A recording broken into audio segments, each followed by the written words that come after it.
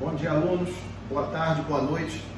Dependente do horário que você vai assistir esse vídeo. Quem está falando aqui é o professor Fábio, novamente. E agora a gente está vindo aqui para uma dúvida que apareceu aí com relação à soma de vetores.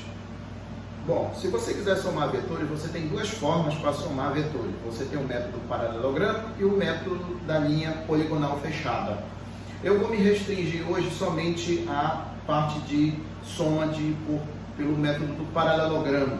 Mas antes de qualquer coisa, o que seria um vetor? Bom, aqui na física nós temos dois tipos de grandeza. Tem as grandezas escalares e as grandezas vetoriais. E aí o que acontece? As grandezas escalares são aquelas que ficam totalmente entendidas, totalmente compreendidas somente com valor numérico e a unidade de medida.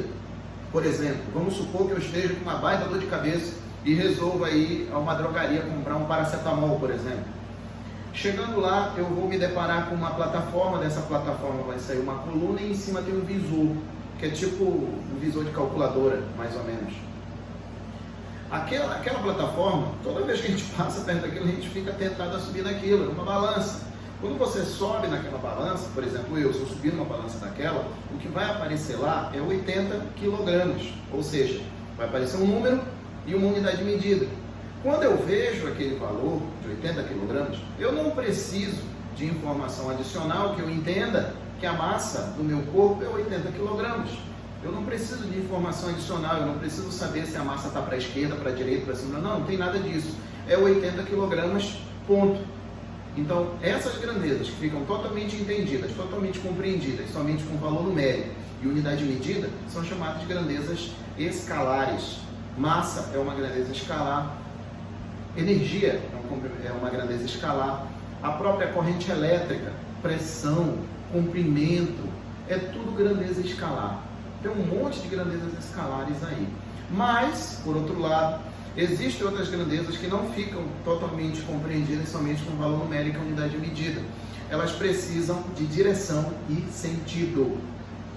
A essas grandezas, a gente chama essas grandezas de grandezas vetoriais. E a partir do momento que eu tenho uma grandeza vetorial, eu preciso de uma representação para essa grandeza vetorial.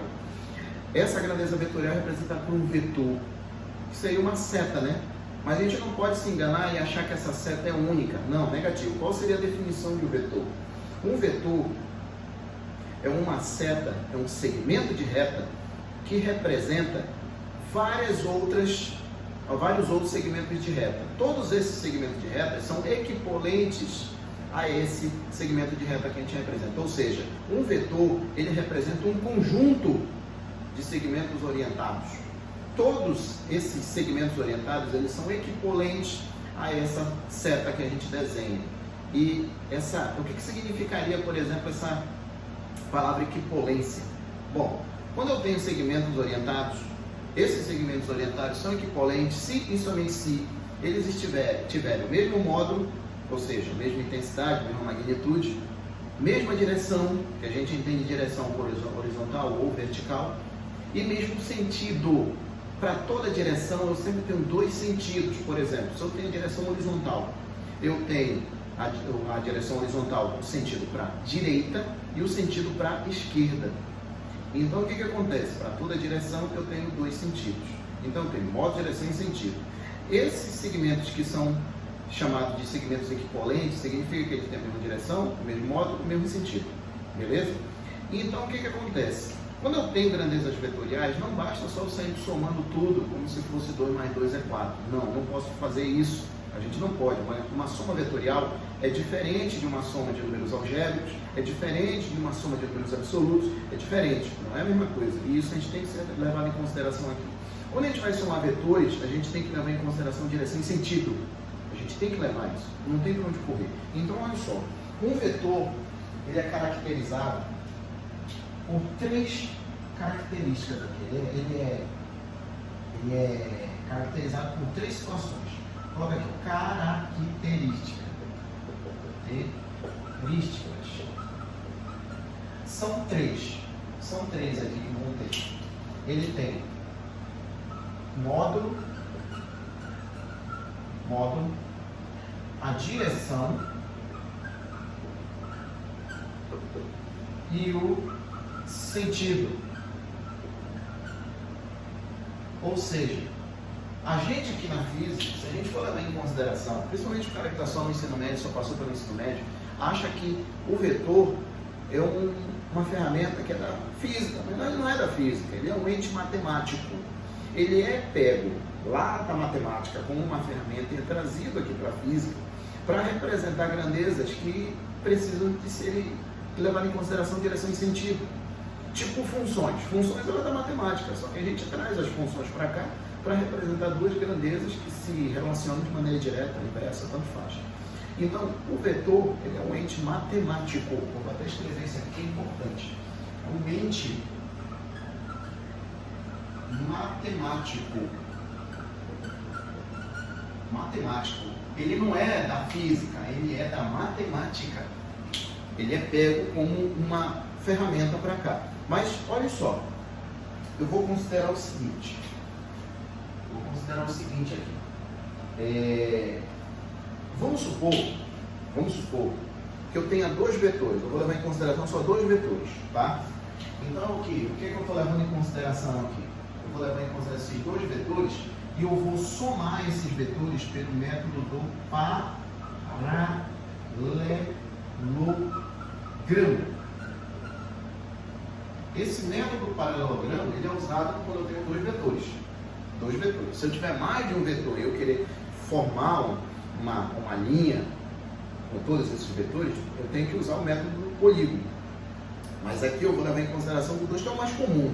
É o mais comum, na maioria das vezes a gente cai nessa situação de dois vetores para poder achar resultante. Dois vetores eu acho vetor soma. Vou levar em consideração que eu tenho dois vetores aqui. Eu tenho esse vetor aqui, que eu estou chamando de A, o vetor A. E eu tenho esse outro vetor aqui, que eu estou chamando de vetor B. Eu tenho esses dois vetores. Não esqueçamos de um detalhe também. O vetor, ele pode ser transladado, pode ser levado para qualquer região do espaço, desde que eu não mude o modo, a direção e o sentido. Isso significa que eu posso pegar um conjunto de vetores e formar uma figura. Eu posso formar um polígono, de acordo com o método da linha poligonal. Eu posso fazer isso, simplesmente pegando os vetores e botando a origem de um com a extremidade do outro, a origem de um com a extremidade do outro. Agora, no paralelogramo é um pouquinho diferente aqui. Eu vou ter que levar em consideração os dois vetores aqui e vou ter que juntar a origem de um com a origem do outro. Vou fazer o seguinte, origem de um com a origem do outro. Aqui, ó, eu tenho B com vetor A, que eu vou colocar só o Azinho, porque a partir de agora eu vou levar em consideração só o valor numérico, só a intensidade, só a magnitude, só o tamanho do vetor. Vou juntar a origem do vetor A com a origem do vetor B. Vou juntar a origem dos dois. Eles vão fazer um ângulo ali, né? Na maioria das vezes, na maioria não, na maioria mesmo, quase que 100% das vezes, eu tenho um ângulo aqui entre os dois vetores. Esse ângulo que eu vou colocar aqui, ó, é um ângulo que eu vou chamar de ângulo θ. Quem é esse ângulo? O ângulo é o ângulo entre os dois vetores, tá? Agora o que eu vou fazer? Eu vou formar aqui o paralelogramo. E o que seria um paralelogramo? O paralelogramo é um quadrilátero que os lados opostos desse quadrilátero são de mesmo tamanho. Aqui. Eles são do mesmo tamanho. E aí está o paralelogramo. Isso é um paralelogramo. Como é que eu acho a resultante disso daí? Como é que eu acho o vetor soma? O vetor soma vai ser um vetor que vai sair da origem dos dois e vai até o outro vértice. Sai de um vértice e vai para o outro vértice oposto, tá? Melhorando a expressão, se expressando melhor. E isso daqui vai ser o vetor soma. O R, né? Vai ser o vetor R. Aqui eu vou colocar como se fosse o módulo dele, né? Essas duas barras aqui, paralelas aqui, representam o módulo dele. Vou colocar a mesma coisa aqui no A, né? Para ficar parecido. Aqui também vai ser o módulo do A. E aqui vai ser o módulo do B. Pronto. O módulo do B. Aí o que acontece? Eu já tenho o paralelogramo. Como é que eu faço para calcular o tamanho desse R, desse vetor R? Esse que é o problema maior aqui. Como é que eu faço para achar o tamanho desse vetor R? É o seguinte. O que eu vou fazer? Eu vou procurar triângulos. Na maioria das vezes, quando a gente vai cair num problema de geometria, a principal figura que a gente tem que correr atrás é o triângulo.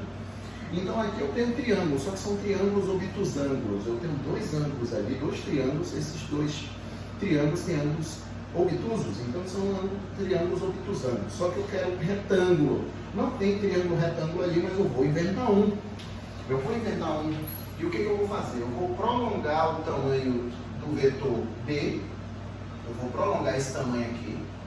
Eu prolongando esse tamanho do vetor B, que está na horizontal, e colocando uma altura aqui, ó, pronto, eu já achei um triângulo retângulo.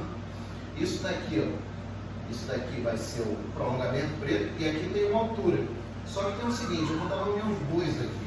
Isso daqui, ó, esse ponto aqui eu vou chamar de A, isso daqui eu vou chamar de B, e isso daqui eu vou chamar de C, tá? Vou chamar de C. Aí o que acontece? Como esse lado violeta aqui, ó, esse vetor violeta, ele é paralelo a esse pontilhado aqui, laranja, eles têm o mesmo tamanho. Então isso daqui eu vou chamar de A também.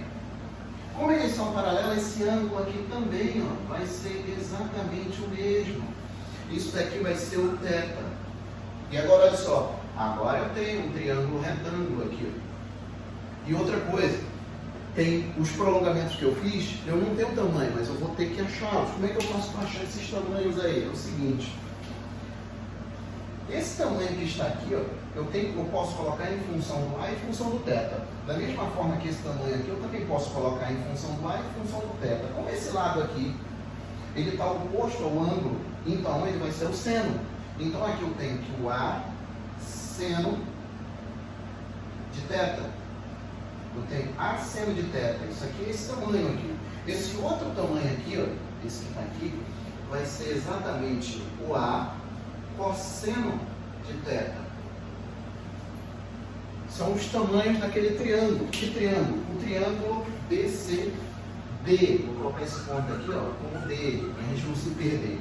Então eu tenho dois triângulos retângulos. Eu tenho um triângulo pequeno, retângulo BCB, e eu tenho um triângulo retângulo maior, ABC. E o que eu vou fazer agora? Eu vou tacar teorema de Pitágoras no triângulo ABC.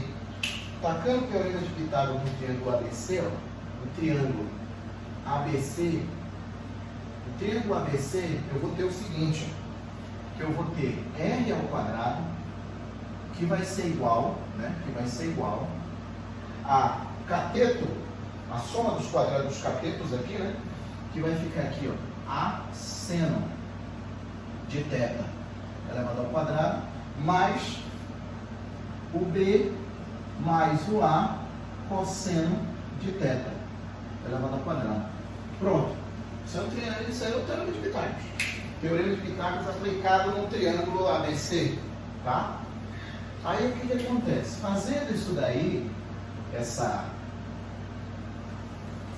desenvolvendo essa conta aí, eu vou ter o seguinte, eu vou ter que R ao quadrado vai ser igual, o quadrado disso aqui vai ser A ao quadrado vezes seno ao quadrado de θ, aí mais, como isso aqui eu não posso sair distribuindo o quadrado, isso aí é um produto notável, é um quadrado da soma, o quadrado da soma de dois termos é igual ao quadrado do primeiro, mais duas vezes o primeiro, vezes o produto vezes o segundo, né? 2 vezes o primeiro multiplicado pelo segundo, mais o quadrado do segundo, ou seja, A ao quadrado vezes o cosseno ao quadrado de θ. Tá aí, né? Agora, olha só, se a gente olhar esses termos aqui, ó, esse daqui e esse daqui, eu tenho um fator comum. Então, o que eu vou ter? Eu vou ter que R ao quadrado vai ser igual a A ao quadrado, que multiplica o seno ao quadrado de θ, mais o cosseno ao quadrado de θ, mais B ao quadrado, mais 2 vezes AB cosseno de θ. Agora, olha só, se a gente lembrar lá na trigonometria, a soma desses dois quadrados aqui, ó, seno ao quadrado de θ, cosseno ao quadrado de θ dá exatamente 1. É aquela equação fundamental que tem lá na trigonometria. Então, continuando aqui, eu vou ter r ao quadrado, que vai ser igual a ao quadrado, mais b ao quadrado, mais 2 vezes a, vezes b, vezes o cosseno de θ. Eu tenho certeza que vocês já viram essa expressão aqui, essa equação em algum lugar. Essa equação 1 em algum lugar. Isso daqui, para quem está lembrado, isso é a lei dos cossenos. Isso daqui, ó, é a lei dos cossenos. Mas aí vem aquela, né? Mas olha só, eu já vi a lei dos cossenos lá na matemática, só que não aparece esse sinal de mais aqui, ó, aparece um sinal de menos. Mas olha só, esse sinal de mais está aí, ó, para o cara não perder tempo na hora da resolução da questão. Esse sinal de mais, ele só vai ser usado quando for operação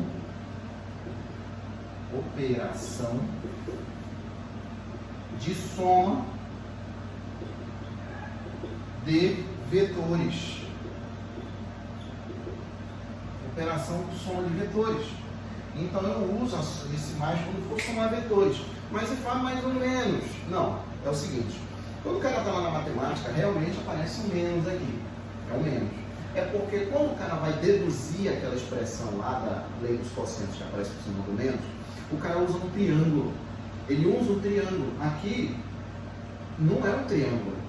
Ah, mas tu usou o triângulo retângulo ABC e o triângulo retângulo BC. Só que, lembre, aqui eu usei triângulo como se fosse uma muleta. Como se fosse muleta para eu conseguir chegar nisso aqui. Só por isso. Só foi por isso. Mas não é triângulo ali. O objetivo principal ali são os dois vetores. E pode prestar atenção que o ângulo θ levado em questão, ele está entre os dois vetores. Porque se eu for levar em consideração mesmo um triângulo, como tem que levar ao pé da letra, o triângulo vai ser esse daqui, ó. Aqui, ó, o triângulo ABD. Aqui, ó, esse triângulo aqui, ó. E se a gente for olhar, esse ângulo θ, o ângulo que está aqui dentro é o suplemento dele. Suplemento? O que é o suplemento? O que é isso? Suplemento vitamínico? Não. Suplemento de ângulos. Quando eu tenho dois ângulos, cuja soma deles dá 180 graus, a gente diz que esses ângulos são suplementares. Então significa que esse outro ângulo que está aqui, que é um ângulo obtuso, ele vai ser exatamente 180 menos θ. Se eu levar em consideração o triângulo, vamos já ver isso aqui, vamos já ver por que vai dar menos aqui. Vamos já ver por que dá menos. Se eu levar em consideração o triângulo, olha só, não perca o fio da meada não. A gente não pode confundir as coisas aqui não. O triângulo ABD. Olha só, eu estou no triângulo ABD. E vou tacar agora essa expressão aqui, ó, no triângulo ABD. No triângulo ABD. Então vai ficar aqui, ó, no triângulo ABD, eu tenho o seguinte, eu tenho esse lado R, esse lado B e esse lado A. É isso que eu tenho aqui. Então como é que vai ficar aqui? Ó? Vai ficar R elevado ao quadrado, que vai ficar igual a ao quadrado mais B ao quadrado mais 2 vezes A, B cosseno. Só que agora não vai ser mais simplesmente o θ, vai ser 180 menos θ. 180 menos θ. Agora, veja bem, vocês estão lembrados de umas operações que tem lá na trigonometria de soma e subtração de arcos? Esse daqui, ó, eu tenho aqui, ó, cosseno, vou colocar para cá, né? Senão vai pegar o espaço aqui. Vou colocar assim. Vou colocar ali mesmo, deixa ali mesmo. Vai ser o cosseno de A mais B. Isso daqui vai ser igual ao cosseno de A vezes o cosseno de B menos o seno de A vezes o seno de B. Isso que está aqui, ó, isso que está aqui é o que vai ser usado aqui. Só que deixa eu mudar aqui o sinal, que ele está menos, né? Isso aqui vai ficar menos, isso aqui troca de sinal, fica mais. Pronto. Aí fica mais. Cosseno de A mais B. Aí no caso, o A vai ser o θ, o A vai ser o 180 e o B vai ser o θ.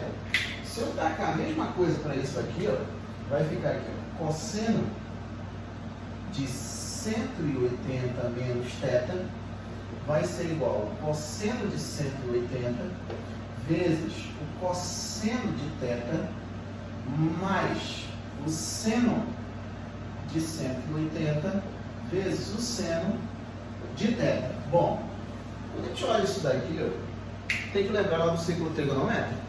Tem que lembrar que não tem pra onde correr. É o que eu falo para todos os meus alunos. Dois assuntos importantes que tem na matemática que, se a gente dominar, a gente consegue fazer muita coisa aqui na física. É funções, tanto primeiro e segundo grau, e a forma com que ela é determinada, e trigonometria. Ah, mas trigonometria é chatão. Quando você começa, realmente mas se você tiver um pouco de paciência, você vai ver que muita coisa que você vê aqui na física, sendo usada sendo equação inteligente, você vai ver que muita coisa faz sentido. Olha só. Quanto é que vale o seno de 180? Seno de 180 é zero. Seno de 180 é zero. Então aquela segunda parcela da soma vai dar zero. Então o que vai me sobrar aqui? Eu vou ter que o cosseno de 180 menos θ vai ser igual ao cosseno de 180. Quanto é o cosseno de 180? Cosseno de 180 é menos 1. Então aqui eu tenho menos 1 vezes o cosseno de θ. No final das contas, eu tenho que o cosseno de 180 menos θ vai ser igual a menos o cosseno de θ. Ah, Fábio, é o seguinte. Então, o que a gente chega à conclusão disso aqui? É o seguinte. Se eu levar em consideração o ciclo trigonométrico, esse ciclo trigonométrico tem 4 quadrantes. Primeiro, segundo, terceiro e quarto. O cosseno no primeiro quadrante ele é positivo, ou seja, quem está no primeiro quadrante são ângulos agudos. Ângulos agudos são ângulos que estão entre 0 e 90. E quem está no segundo quadrante, os ângulos obtusos, entre 90 e 180. Cosseno no primeiro quadrante, ele é positivo. Cosseno no segundo quadrante, ele é negativo. Olha só. Esse ângulo aqui, ó, ele é o suplemento do θ. Se ele é o suplemento do θ, significa que a soma dos dois vai dar 180. E o que eu chego de conclusão disso aqui? Dois ângulos, quando eles são suplementares, o cosseno de um é igual de maneira numérica ao cosseno do outro.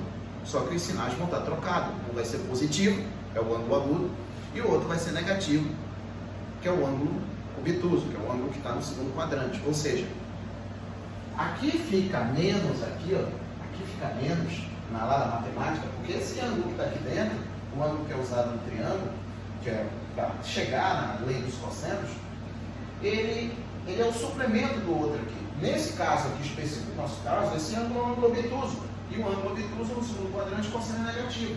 Por isso que deu negativo aqui, ó. Agora, se eu pegar esse menos cosseno de θ e colocar aqui, ó, vai ficar assim, ó, r ao quadrado, que vai ser igual a ao quadrado, mais b ao quadrado, mais 2 vezes a, vezes b, vezes menos o cosseno de θ. Aí esse menos troca esse sinal daqui, no final das contas eu tenho que r ao quadrado vai ser a ao quadrado, mais b ao quadrado, menos 2 vezes ab, cosseno de θ. Então, Fábio, qual é a conclusão final disso aqui tudo? Onde é que eu uso os mais ou menos? O sinal de mais, você só vai usar quando for soma de vetores, pelo método paralelogramo. Porque o ângulo vai estar entre os dois vetores. O ângulo que está entre os dois vetores, eu vou usar o sinal de mais.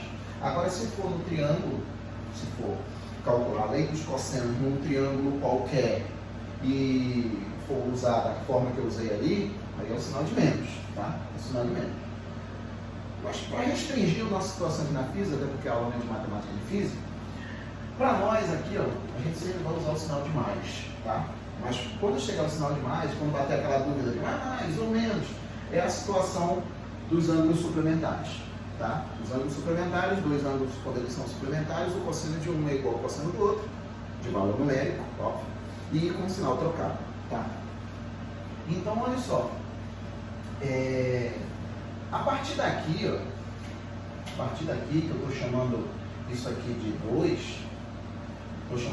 2, eu posso fazer o seguinte: tem um ângulo aqui que é bem comum quando a gente está fazendo exercícios aqui na física, que é o ângulo θ igual a 120 graus.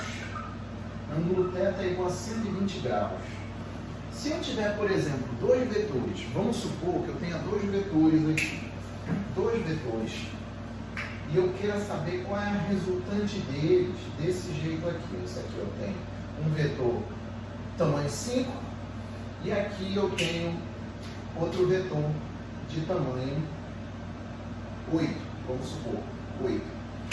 Como é que eu faço para achar a resultante disso aqui? Eu monto o paralelogramo, e a resultante vai ser um vetor que vai sair da origem dos dois e vai até a interseção dos prolongamentos. Eu vou chamar isso aqui de R, tá? Seria um vetor R.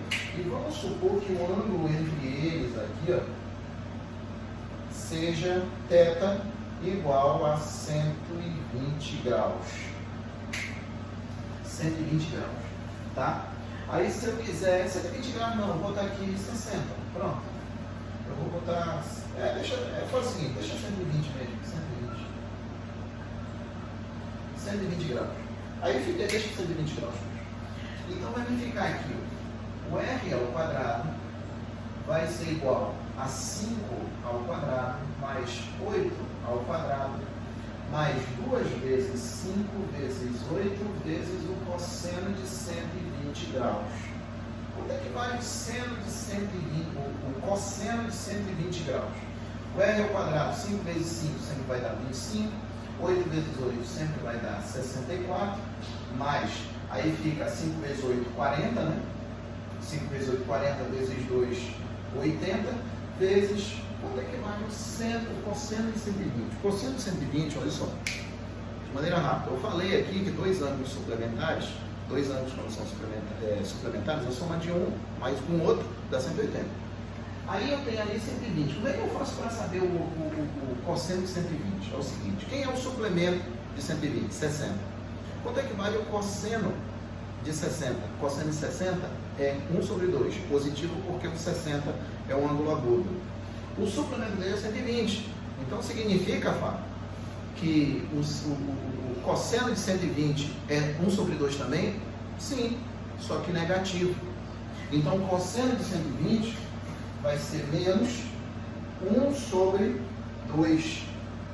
Menos 1 sobre 2, porque o 120 é um ângulo obtuso, ele está no segundo quadrante, então ele é negativo. Então, continuando aqui, vai ficar R ao quadrado, que vai ser igual a 25 mais 64, vai ficar 5 mais 4 vai dar 9, 2 com mais 6 vai dar 8, vai dar 89, isso daqui, menos 40, porque aqui eu tenho um menos aqui que vai ficar menos aqui, 80 vezes 1 sobre 2 é 40. 89 menos 40 vai me ficar aqui, ó, 49. Tirando raiz quadrada dos dois lados, eu tenho que R vai ser igual a raiz de 49. E daqui eu tenho o seguinte, que o R vai ser igual. Qual é o número que multiplicado por ele mesmo dá 49? 7, né? Então R vai ser igual a 7. Ou seja, o tamanho desse vetor aqui, ó, vai ser 7. Aqui, 7.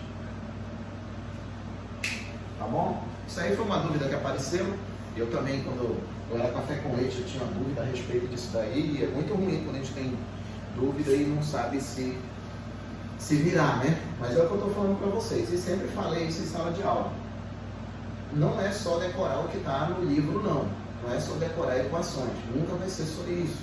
A gente tem que entender o contexto do que está sendo feito aqui na física. E aqui só dá para entender o contexto que está sendo feito se eu for para a trigonometria. Até porque, como eu falei no início, os vetores são entes matemáticos. Eles não são da física.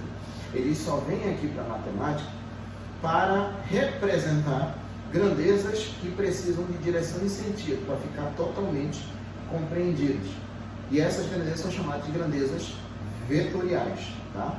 E essas grandezas vetoriais são importantíssimas aqui, são muitas que tem força, tem velocidade, aceleração, os campos de força, tanto elétrico, gravitacional quanto magnético, são todos vetores, são todas grandezas vetoriais, tá bom? Essa daí foi a dica de vetores e a gente se vê num outro vídeo aqui e aproveitando para convidar, se quiser, enquanto a gente estiver aqui nessa situação de preso dentro de casa, pede aí, um aluno meu aí, tiver apostila, independente de onde seja, pede para a gente fazer que a gente resolve e coloca aqui. Aí qualquer dúvida que vocês tiverem, eu me mando no privado, ou então bota aí nos comentários, ou você que sabe, tá? A gente continua aqui trabalhando da melhor maneira possível, enquanto a gente estiver preso aqui em casa, tá? Tchau!